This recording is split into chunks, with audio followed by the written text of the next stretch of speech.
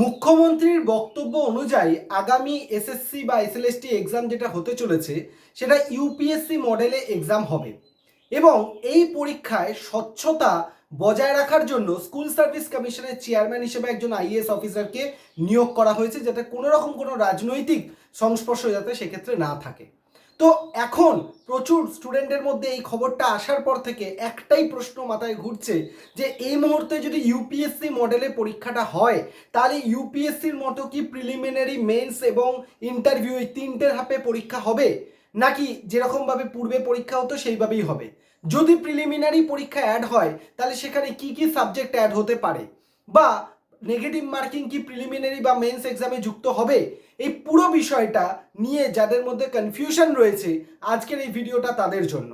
কারণ এই ভিডিওতে আমি তোমাদেরকে এই প্রত্যেকটা প্রশ্নের ধরে ধরে সঠিকভাবে লজিক্যালি উত্তর দেওয়ার চেষ্টা করব, যাতে তোমাদের মধ্যে যে টেনশনটা রয়েছে সেই টেনশনটা একটু হলেও যাতে কমে যায়।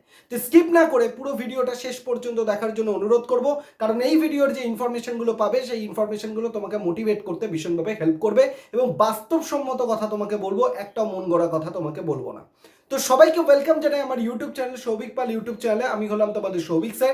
এসএলএসটি টেট রিলেটেড বিভিন্ন ধরনের আপডেট কিন্তু তুমি এই চ্যানেলে পেয়ে যাবে, তার জন্য চ্যানেলটিকে সাবস্ক্রাইব করে বেল আইকন প্রেস করে রাখবে এবং আমাদের টেলিগ্রাম চ্যানেল এবং হোয়াটসঅ্যাপ চ্যানেল যার লিঙ্ক ভিডিও ডেসক্রিপশন বক্সে পেয়ে যাবে, অবশ্যই সেখানে জয়েন করবে। সেখানে জয়েন করতে কিন্তু কেউ ভুলো না, কারণ ওখানে জয়েন করলে বিভিন্ন আপডেটগুলো টাইম টু টাইম তুমি পেয়ে যাবে। তার সাথে সাথে তোমার যদি এসএলএসটি এক্সামের সাবজেক্ট জিওগ্রাফি হয়, তুমি স্ক্রিনে যে নাম্বারটা দেখতে পাচ্ছ 8583890659, এই নাম্বারে এসএলএসটি জিওগ্রাফি লিখে জাস্ট হোয়াটসঅ্যাপ করবে, আমি আমাদের ডেডিকেটেড হোয়াটসঅ্যাপ গ্রুপে তোমাকে জয়েন করিয়ে দেবো। এবার মেন বিষয়টা যেটা আসি, আমাদের রাজ্যের মুখ্যমন্ত্রী বলেছেন যে স্কুল সার্ভিস কমিশনের নিয়োগের ক্ষেত্রে ইউপিএসসি মডেলকে নিযুক্ত করা হবে। তো ইউপিএসসির মডেলটাকে যদি আমরা একটু ভালো করে দেখি, যে ইউপিএসসির ক্ষেত্রে যে নিয়োগ প্রক্রিয়া হয় সেক্ষেত্রে তিনটে ধাপে নিয়োগ প্রক্রিয়া চলে। প্রথমটা হয় প্রিলিমিনারি এক্সাম, তারপর হয় মেন্স এক্সাম, তারপর হচ্ছে আমাদের ইন্টারভিউ। তাহলে সেই প্রসেসটা যদি আমাদের স্কুল সার্ভিস কমিশনেও আনে, তাহলে স্কুল সার্ভিস কমিশনের তিনটে ধাপে হওয়ার কথা, একটা প্রিলিমিনারি এক্সাম, একটা মেন্স এক্সাম আর একটা ইন্টারভিউ। এবার প্রশ্নটা হলো, তাহলে প্রিলিমিনারি এক্সামের ক্ষেত্রে আমাদের কি নেগেটিভ মার্কিং বা কিভাবে কি হবে, মেরিট লিস্ট কি হবে, এই ব্যাপারটা এখন প্রশ্নটা থাকে। তো তোমাদের বোঝার জন্য বলে রাখি যে প্রিলিমিনারি এক্সাম যেটা হয় ইউপিএসসির ক্ষেত্রে, প্রিলিমিনারি এক্সাম যেটা হয় সেটা কিন্তু একটা কোয়ালিফাইং পেপার হিসেবে কাজ করে। সেটা কিন্তু মেন মেরিট লিস্ট যেটা হয় সেখানে কিন্তু প্রিলিমিনারি মার্কসটা ক্যালকুলেট হয় না, ওটা জাস্ট কোয়ালিফাই করতে হয়। কত পার্সেন্ট কোয়ালিফাই করতে হয়? 33% নাম্বার কিন্তু ওখানে মিনিমাম তোমায় পেতে হবে, তবে তুমি কোয়ালিফাই করবে। মানে 100টা যদি কোশ্চেন থাকে তবে তুমি 33টা কোশ্চেন যদি রাইট করো 33%, তবে তুমি কোয়ালিফাই করবে। 200টা কোশ্চেন থাকলে 66 মানে 66টা নাম্বার তুমি যদি পাও তাহলে তুমি কোয়ালিফাই করবে, যেটা ইউপিএসসির ক্ষেত্রেও হয়। ইউপিএসসির ক্ষেত্রে প্রিলিমিনারি নাম্বার কিন্তু মেরিট লিস্টে যোগ হয় না, জাস্ট ওখানে যে নাম্বারটা সেট করা থাকে সেই নাম্বারটা জাস্ট তোমাকে কোয়ালিফাই করতে হবে, তবে তুমি মেন্স পরীক্ষা যেটা সেটা তুমি দিতে পারবে। আর ফাইনাল মেরিট লিস্ট যেটা হয় সেটা মেন্স পরীক্ষা এবং তোমার ইন্টারভিউ, এই দুটো মিলিয়ে যে মার্কসটা হয় তার ভিত্তিতে মেরিট লিস্ট তৈরি হয়। তো এক্ষেত্রেও যদি আমরা দেখি, আমাদের প্রিলিমিনারি পরীক্ষার পর মেন্স পরীক্ষা হতে পারে। তবে মেন্স পরীক্ষার ক্ষেত্রে আমি তোমাদেরকে যেটা বলবো, যে মেন্স পরীক্ষার ক্ষেত্রে প্রিলিমিনারি এক্সামের পর যে মেন্স পরীক্ষা হয় ইউপিএসসিতে সেটা কিন্তু ডেসক্রিপটিভ পেপার হয়, কিন্তু স্কুল সার্ভিস কমিশনে ম্যাক্সিমাম ক্ষেত্রে যেটা হওয়ার সম্ভাবনা বেশি সেটা কিন্তু প্রিলিমিনারি এক্সামের পর যে মেন্স পরীক্ষা যদি হয় সেটা কিন্তু আমাদের এমসিকিউ বেস হওয়ার সম্ভাবনাই বেশি, এবং নিজের সাবজেক্টটুকুনি সেটুকুন তোমাকে পড়তে হবে। এবং ওখানে যেমন প্রিলিমিনারি এক্সামের ক্ষেত্রে নেগেটিভ মার্কিং থাকে, ঠিক এখানেও কিন্তু প্রিলিমিনারি এক্সামের ক্ষেত্রে নেগেটিভ মার্কিং থাকতেও পারে। যেমন 1/3 প্রতিটা কোশ্চেন, 1/3 যদি কোনো কোশ্চেন তুমি ঠিক করো তাহলে 2 নম্বর পাবে, আর যদি কোনো কোশ্চেন তুমি ভুল করো তাহলে 0.66 নাম্বার তোমার হচ্ছে এলিমিনেট হয়ে যায়। ঠিক সেম পদ্ধতিটা কিন্তু আমাদের এসএলএসটির ক্ষেত্রে যদি ইউপিএসসি মডেলটা আনে তাহলে সেক্ষেত্রে তোমার কিন্তু প্রিলিমিনারি এক্সামে নেগেটিভ মার্কিং থাকবে। এবার আমাদের ইউপিএসসির মেন্স পরীক্ষা যেটা তোমরা দেখবে ডেসক্রিপটিভ পেপার থাকে, কোনো কোনো এমসিকিউ থাকে না, তাই ওখানে নেগেটিভ মার্কিংয়ের কোনো জায়গা নেই। কিন্তু আমাদের এসএলএসটির ক্ষেত্রে যদি মেন্স পরীক্ষাটা ডেসক্রিপটিভ হয়, তাহলে এমসিকিউ বেসড হয়, তাহলে কিন্তু সেখানে তোমার মানে তোমার হতে পারে, যেখানে নেগেটিভ মার্কিং আসতে পারে। তাহলে আমি সহজভাবে বিষয়টা বলে দিই যে আগামী যে এসএলএসটি পরীক্ষা হতে চলেছে সেখানে প্রিলিমিনারি এক্সাম তোমাদের হওয়ার সম্ভাবনা বেশি, কারণ প্রিলিমিনারি এক্সাম ইউপিএসসি মডেলে যদি হয়তো হওয়ার সম্ভাবনা অনেকটাই বেশি।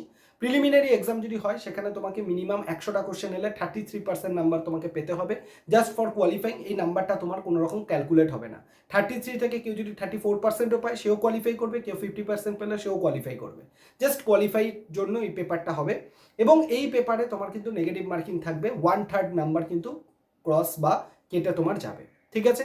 এবং প্রতিটা প্রশ্ন রাইট করলে যদি ইউপিএসসি মডেলে হয় তাহলে 2 নম্বর করে কিন্তু তুমি পেয়ে যেতে পারবে। এবার এই প্রিলিমিনারি পরীক্ষার পর যে তোমার মেন্স পরীক্ষাটা হবে, যেটা তোমার নিজস্ব সাবজেক্ট ওরিয়েন্টেড হতে পারে, শুধুমাত্র তোমার যে নিজের সাবজেক্ট, কারোর বাংলা, কারোর ইংরেজি, কারোর ইতিহাস, কারোর ভূগোল, সেই মেন সাবজেক্টের ওপর হবে। এবং সেক্ষেত্রে তোমাকে কিন্তু কি করতে হবে, সেক্ষেত্রে তোমাকে কিন্তু তোমার যে মেন পেপারটা সেইটাকে ভালো করে পড়তে হবে এবং সেখান থেকে এমসিকিউ আসবে। এবং সেক্ষেত্রেও যদি এমসিকিউ হয় তোমার নেগেটিভ মার্কিং কিন্তু সেক্ষেত্রে থাকতে পারে।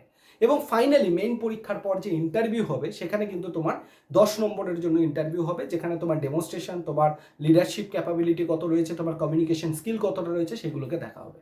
এবং ফাইনালি তোমার মেইন পরীক্ষা এবং ইন্টারভিউ এই দুটোকে মিলিয়ে কিন্তু তোমার ফাইনাল মেরিট লিস্ট হবে এবং যার ভিত্তিতে শিক্ষক নিয়োগ প্রক্রিয়া কমপ্লিট করা হবে। যদি ইউপিএসসির মডেলটাকে এখানে নিয়ে আসা হয় তাহলে এটাই হবে।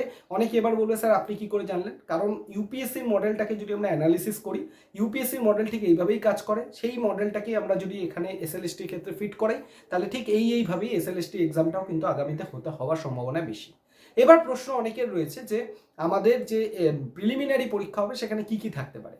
তো প্রিলিমিনারি পরীক্ষায় যেহেতু একজন স্কুলের টিচার, সে যদি ইতিহাসের টিচার হয় বা ভূগোলের টিচার হয় বা ইংরেজির টিচার হয়, তো মিনিমাম একজন টিচারকে যে জিনিসগুলো জানাটা দরকার, যেমন বেসিক অঙ্ক, বেসিক কারেন্ট অ্যাফেয়ার্স বা বেসিক পলিটি, বেসিক হিস্ট্রি, মানে যেগুলো বেসিক জিনিস জানা দরকার, বেসিক এনভায়রনমেন্ট, সেগুলো হয়তো প্রিলিমিনারি পরীক্ষায় তোমার থাকতে পারে। কারণ কেন বলবো, কারণ ইউজিসি নেট পরীক্ষা যারা দেয় সেখানেও তুমি দেখবে তোমার যে নিজের সাবজেক্ট, তোমার যদি ভূগোল সাবজেক্ট, তো ভূগোল সাবজেক্টে তুমি যদি ইউজিসি নেট এক্সাম দাও সেখানেও কিন্তু একটা কমন পেপার থাকে, যে পেপারটায় কিন্তু অল্প অল্প করে কম্পিউটার, অল্প করে অঙ্ক, অল্প করে ডিআই, অল্প করে তোমার পলিটি, অল্প করে এনভায়রনমেন্ট, কারেন্ট অ্যাফেয়ার্স, অল্প করে সব কিছু মিলিয়ে একটা পেপার তৈরি করা হয়, যাতে করে একজন টিচার সে যাতে নিজের সাবজেক্টের পাশাপাশি বাকিগুলো সম্পর্কে অল্প বিস্তর জ্ঞান থাকে।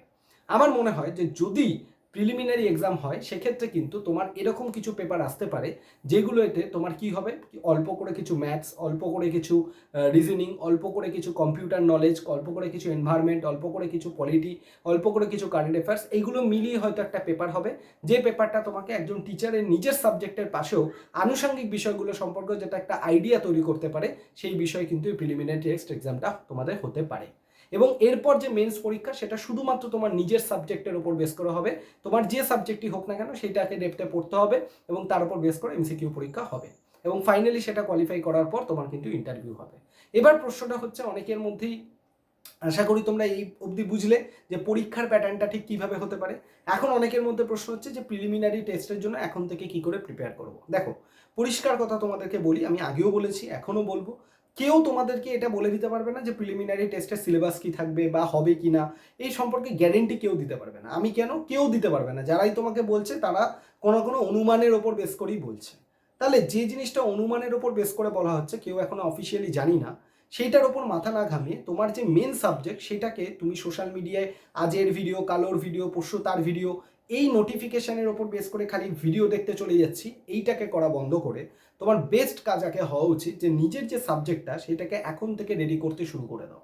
এখন থেকে সিলেবাস ধরে ধরে ইম্পর্টেন্ট টপিকগুলোকে পড়ো, থরলি রিভিশন করো, নোট বানাও, প্রিভিয়াস ইয়ার কোশ্চেন পেপার দেখো, যাতে করে যখন তোমার নোটিফিকেশনের মাধ্যমে প্রিলিমিনারি টেস্ট যদি আসে, তার যে সিলেবাস যদি চলে আসে, তাহলে কিন্তু তুমি যাতে তখন তোমার নিজের সাবজেক্টটা রেডি থাকে এবং ওই সাবজেক্টগুলো বা যেটা প্রিলিমিনারিটা হবে সেটাকে পড়ার জন্য যাতে সময় দিতে পারো।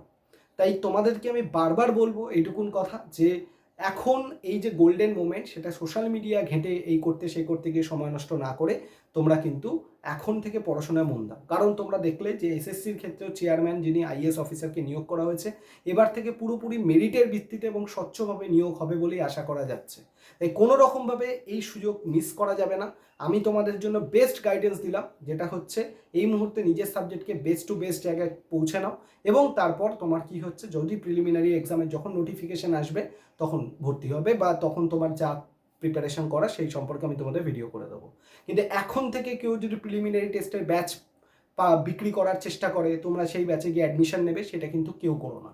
এটা তোমার নিজের ক্ষতি হবে, কারণ যে ব্যাচে হয়তো তুমি ভর্তি হয়ে গেলে দেখা গেল সেগুলো হয়তো কিছুই নেই, তাহলে লস কিন্তু তোমারই হবে। তাই এখন থেকে কোনো রকম কোনো ব্যাচে, এসএসসি রিলেটেড কোনো ব্যাচে, যতক্ষণ না অফিসিয়াল নোটিফিকেশান আসছে, সেটা যে ব্যাচই হোক না কেন, সমান নিজের সাবজেক্টেরই হোক বা অন্য কোনো সাবজেক্টের হোক, যতক্ষণ না ফাইনাল ভার্ডিক্ট কিছু আসছে যে কীভাবে পরীক্ষা হবে, কী সাবজেক্ট আসবে, কী আসবে, কোনো জায়গায় পয়সা দিয়ে নিজের পয়সাটাকে নষ্ট করতে চেও না।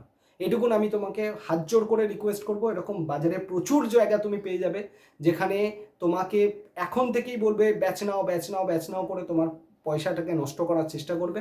কিন্তু আমি তোমাকে বলবো এই মুহূর্তে এই ফাঁদে বা এই ট্র্যাপে কেউ পা দেবে না। যদি কেউ দিতে চাও তার ব্যক্তিগত ব্যাপার, কিন্তু আমি তোমাকে বলবো এই মুহূর্তে এই ফাঁদে কেউ পা দেবে না। এখন তোমার নিজের কাজ হচ্ছে তোমার নিজের সাবজেক্ট, যেটা তুমি গ্র্যাজুয়েশন করেছো, মাস্টার্স করেছো, আগেরবার এসএলএসটিতেও পড়েছো, নিজে থেকে সেটা পড়ার চেষ্টা করো। আমার তরফ থেকে যেটা জিওগ্রাফির আমি করবো, জিওগ্রাফির আমি অলরেডি ক্লাস শুরু করেছি, আবারও করবো। হোয়াটসঅ্যাপ গ্রুপে জয়েন করে যাও। ইউটিউবে যতক্ষণ না পর্যন্ত ফাইনাল নোটিফিকেশান আসে, কোনো জায়গায় টাকা দিয়ে, কোনো এক টাকা দিয়েও কোনো জায়গায় কিছু করবে না। কারণ এখনও পর্যন্ত শিওর নাই যে কীভাবে সিলেবাস আসবে বা কী আসবে, সব কিছু কিন্তু এখন একটা অস্বচ্ছ জায়গায় রয়েছে। তাই তোমাদেরকে বলবো যে বা যারা এখন থেকে সিলেবাস নিজের সাবজেক্টটাকে রেডি করো। ফাইন, তুমি ইউটিউবে প্রচুর জায়গায় প্রচুর রিসোর্স পাবে, সেগুলোকে একটু কাজে লাগাও। যখন ফাইনাল নোটিফিকেশান আসবে, তোমার যদি মনে হয় কোনো জায়গায় ভর্তি হওয়াটা দরকার, তুমি হতে পারো। কিন্তু এখন এই মুহূর্তে কোনো জায়গায় ভর্তি হবে না। সে যে কোর্স, যেই ব্যাচই তোমাকে প্রমোট করুক না কেন, কোনো জায়গায় ভর্তি হওয়ার দরকার নেই। এই মুহূর্তে নিজের সাবজেক্টকে স্ট্রং করার চেষ্টা করো, নিজে পড়াশোনা করো। ইউটিউবে অনেক ফ্রি মেটেরিয়াল রয়েছে, সেগুলোকে দেখার চেষ্টা করো। জিওগ্রাফি হলে আমার ক্লাসে আমার চ্যানেল থেকে দেখো, আমার হোয়াটসঅ্যাপ গ্রুপে জয়েন করে যাও, সেখানে আমি তোমাদেরকে লিঙ্কগুলো প্রোভাইড করে দেবো, দেখে নিতে পারবে। তাহলে করে কি হবে, তোমার পয়সাটা নষ্ট হবে না এবং প্রপার স্ট্র্যাটেজিতে তুমি প্রিপেয়ার করতে পারবে।